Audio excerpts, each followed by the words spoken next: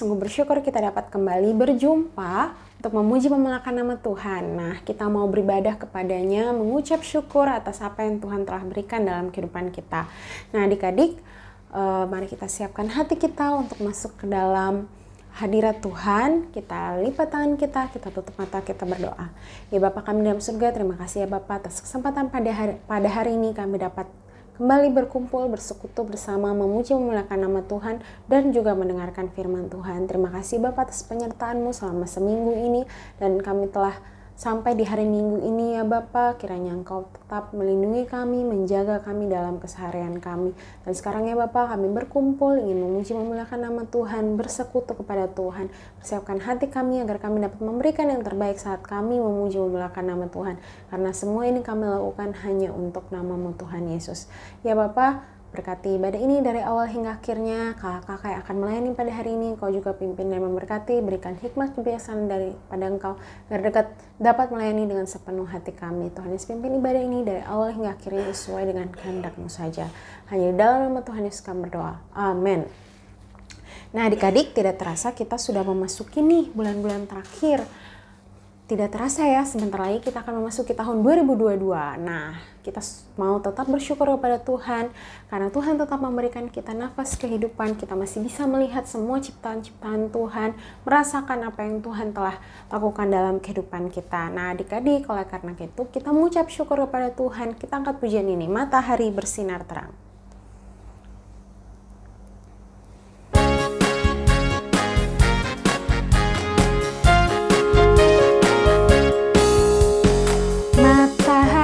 Bersinar terang, burung berkicaulah senang, harum semerbak bunga di padang, semuanya mengajak kepada kita. Matahari bersinar terang, burung berkicaulah senang, harum semerbak bunga di padang, semuanya mengajak kepada kita. Dan memuji nama Tuhan yang esa, kan memuji nama Tuhan yang esa. Kita angkat pujian ini sekali lagi ya.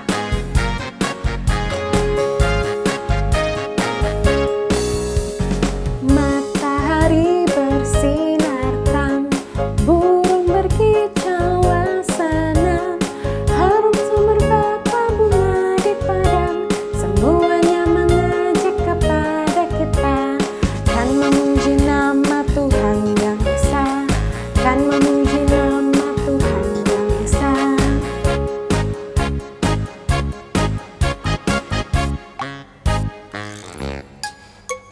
Iya, kita memuji nama Tuhan kita yang esa selalu dalam kehidupan kita. Nah adik-adik, tiba saatnya kita untuk mendengarkan firman Tuhan. Mari kita siapkan hati kita mau datang kepada kita, Bapa Surgawi kita, yang akan menjawab setiap doa-doa kita, keperluan kita. Mari kita siapkan hati kita angkat pujian Bapa Surgawi.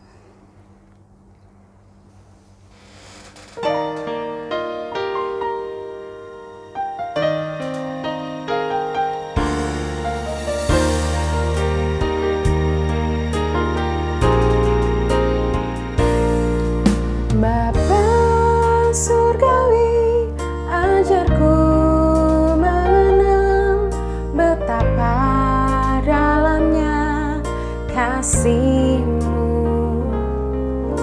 Bapa Surgawi, ajarku mengerti betapa kasih-Mu padaku. Semua yang terjadi di dalam hidupku, ajarku menyadari Kau selalu sertaku. Di hatiku selalu bersyukur padamu, karena rencana-Mu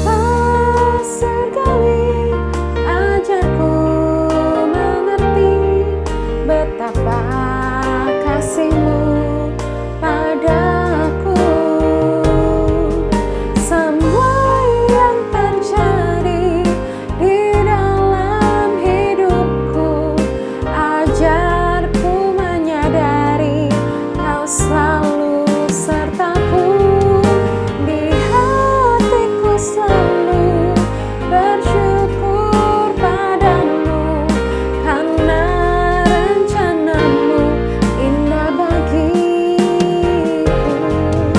Semua yang terjadi di dalam hidupku, ajarku menyadari Kau selalu sertaku, beri hatiku selalu bersyukur padamu, karena rencanamu indah bagiku, karena rencanamu indah bagiku.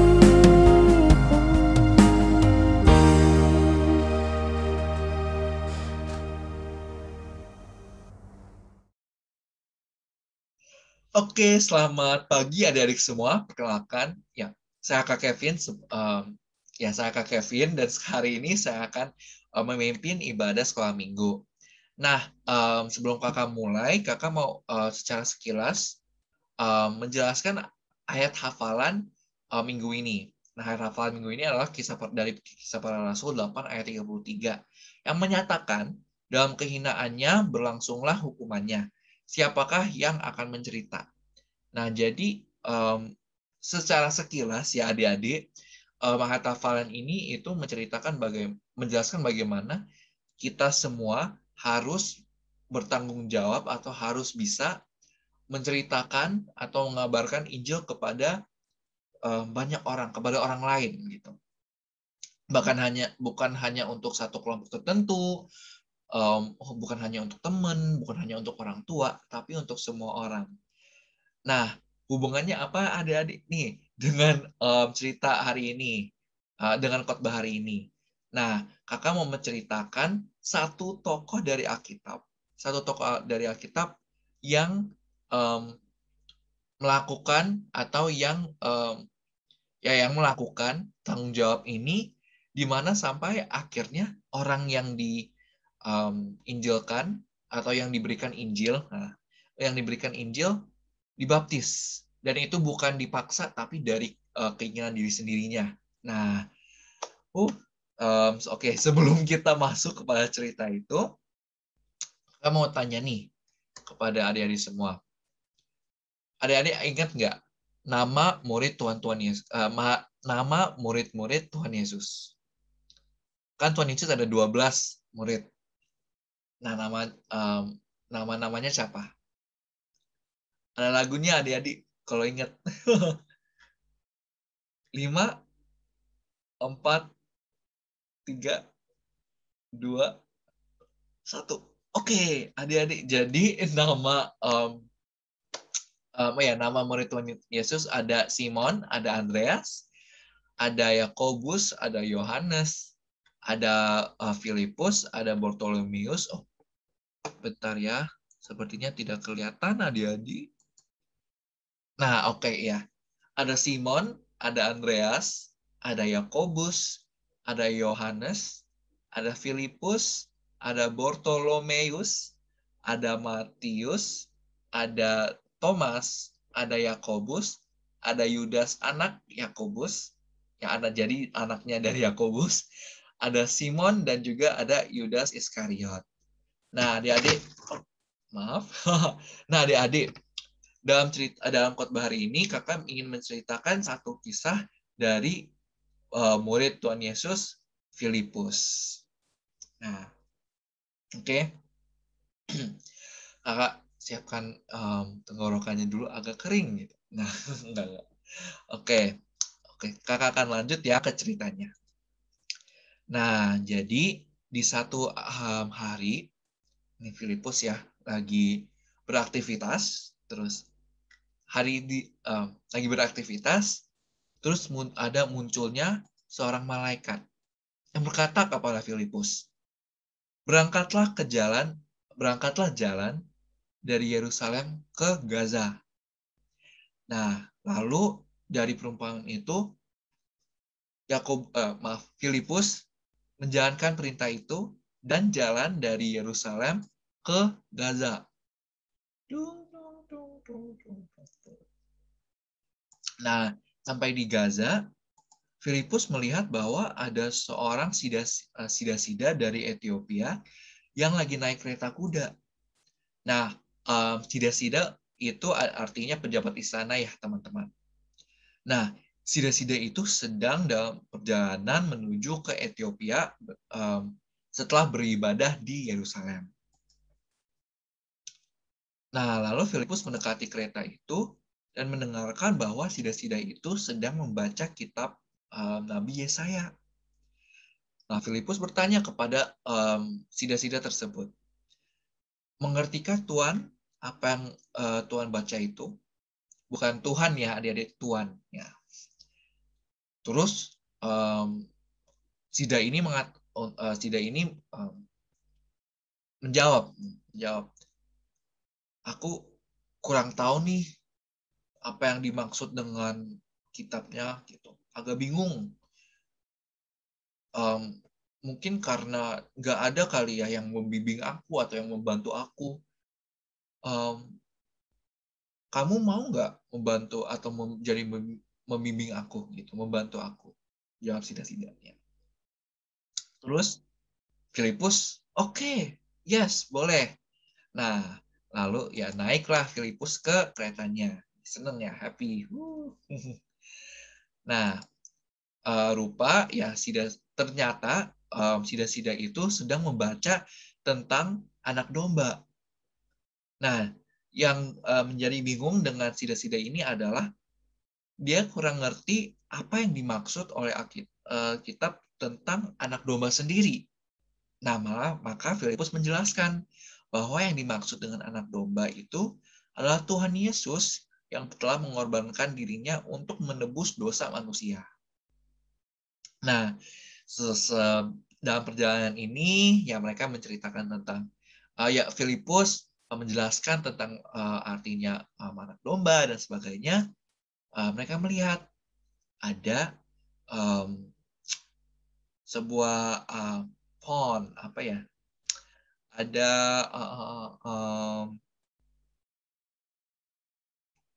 ada air lah, bisa dibilang, maaf ya, ada air, ada kayak air gitu. Nah, lalu sida-sida ini mengatakan atau bertanya kepada Filipus, apakah halangan jika aku dibaptis? Nah, Filipus senang lagi, boleh banget. Nah, jadi tentunya, tapi Filipus pastikan, tentunya jika Tuhan benar-benar percaya. Terus Tuhannya pasti sida-sida itu memastikan kepada Filipus bahwa pasti aku percaya kepada Tuhan Yesus, bahwa Yesus Kristus adalah anak Allah. Nah, lalu Filipus membaptis sida-sida itu dari Ethiopia. Dan sebuah keajaiban terjadi. Tiba-tiba Filipus menghilang. Bayangin ini hilang ya, adik-adik. Menghilang. Sida-sida itu pun tidak melihatnya di mana gitu, hilang, nggak ada. Dibaptis, tuh, tiba-tiba nggak ada, gitu. Nah, tapi dari situ sida-sida itu tetap melanjutkan perjalanannya dengan sukacita. Nah, dari cerita tersebut, adik-adik, kita bisa melihat atau kita bisa belajar bahwa kita harus berani nih menceritakan tentang tentang Injil Tuhan, tentang firman Tuhan. Tapi tentu saja kita terlebih dahulu harus ngerti dan harus rajin membaca. Kita bisa dilihat bagaimana Filipus sendiri itu pada saat sidanya bertanya, Filipus langsung ngerti, langsung bisa menjawab. Kenapa? Karena Filipus rajin membaca kitab, rajin berdoa, rajin menerapkan dirinya kepada firman dan Injil Tuhan. Kayak misalnya nih, adik-adik mau main dengan temannya, gitu, dengan sahabatnya. Tapi adik sendiri nggak tahu cara mainnya gimana gitu. Ya game favoritnya mungkin ya game favoritnya temennya gitu kan. Terus temennya tanya kepada adik-adik, oke, ayo yuk main game ini. Terus adik bingung kan, ini mainnya gimana? Nah, dari situ ya adik-adik jadinya bingung dan gak bisa main game tersebut gitu. Ataupun misalnya adik-adik mempunyai game favorit sendiri. Misalnya gamenya ngelakuin apa gitu. Terus adik langsung bilang ke temennya, oke, ayo main ini. Tapi temennya sendiri nggak tahu mainnya gimana. Mana bisa main bareng gitu. Agak susah gitu. Nah, jadi ya seperti itu ya teman-teman. Adik-adik kita untuk menceritakan atau untuk menginjilkan, kita sendiri harus ngerti apa yang kita ceritakan. Nah, oleh karena itu ya anak-anak semua harus rajin beribadah, mendengarkan firman Tuhan, dan membaca renungan harian kalau ada. Tapi ya paling baik sih bisa rajin beribadah dan mendengarkan firman Tuhan.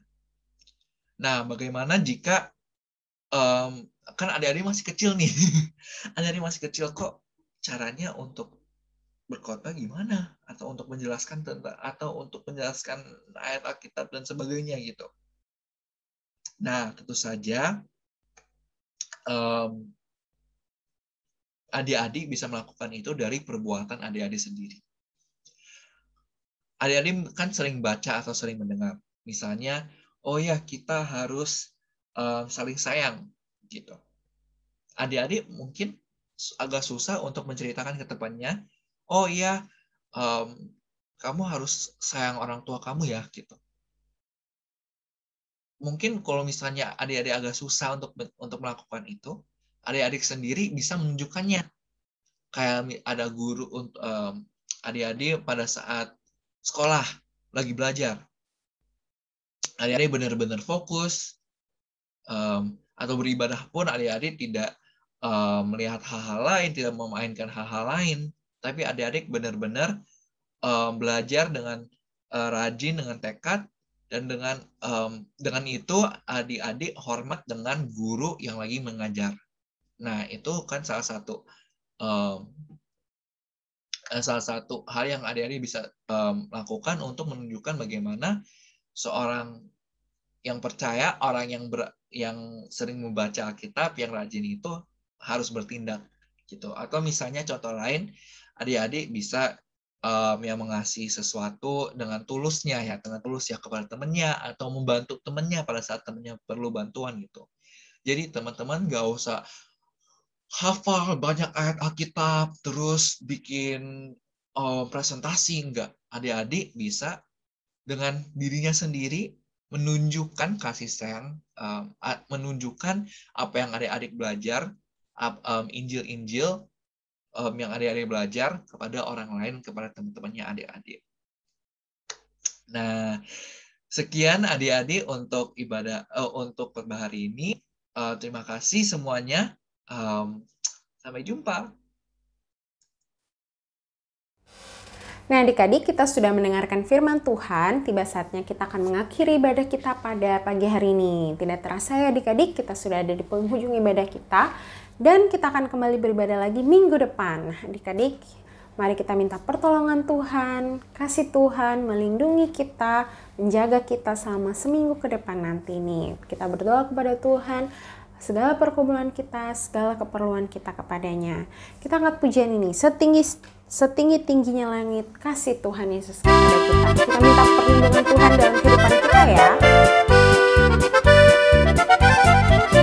Setinggi-tingginya langit, lebih tinggi kasih Yesusku. Sedalam-dalam lautan, lebih dalam kasih Yesusku. Seindah-indah pelangi, lebih indah kasih Yesusku. Kasih Yesus, oh kasih Yesus, mengalahkan segalanya. Kasih Yesus, oh kasih Yesus, mengalahkan segalanya.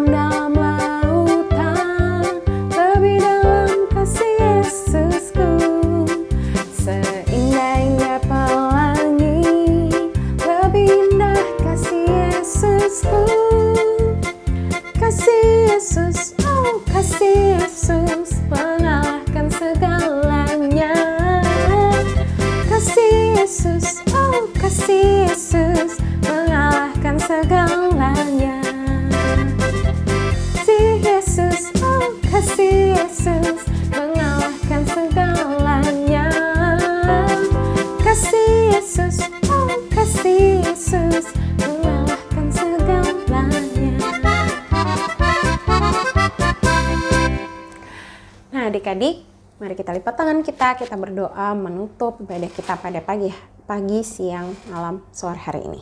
Ya Bapa, terima kasih atas penyertaan-Mu selama ibadah ini pada pagi hari ini. Sekarang kami akan menutup ibadah kami ya Bapa. Kami meminta kasih Tuhan melingkupi setiap kami selama minggu yang akan datang. Pimpin kami dalam kegiatan kami, kegiatan sekolah kami, maupun kami yang bersekolah. Engkau pimpin dan memberkati selama kegiatan kami. Kiranya Tuhan Yesus selalu menyertai dan melindungi. Kami juga berdoa ya Bapa untuk orang tua kami, mereka kesehatan, kekuatan dalam membimbing kami, mencari nafkah atau menolong setiap kami ya Bapak. Terima kasih ya Bapak atas penyertaan, pimpin setiap kami ya Bapak, segala pergumulan kami, segala masalah kami serahkan ke dalam tangan-Mu, karena kami percaya kasih Tuhan akan selalu melindungi, menjaga setiap kami dalam kehidupan kami. Ya Bapak, terima kasih Bapak atas penyertaan-Mu. Demikianlah ibadah kami pada hari ini, kami serahkan semuanya hanya untuk Engkau. Hanya di dalam nama Tuhan Yesus kami berdoa. Amin. Nah adik-adik, demikian sudah selesai ibadah kita pada hari ini. Kita bertemu lagi di ibadah sekolah minggu selanjutnya ya. Sampai jumpa. Shalom. Tuhan Yesus memberkati.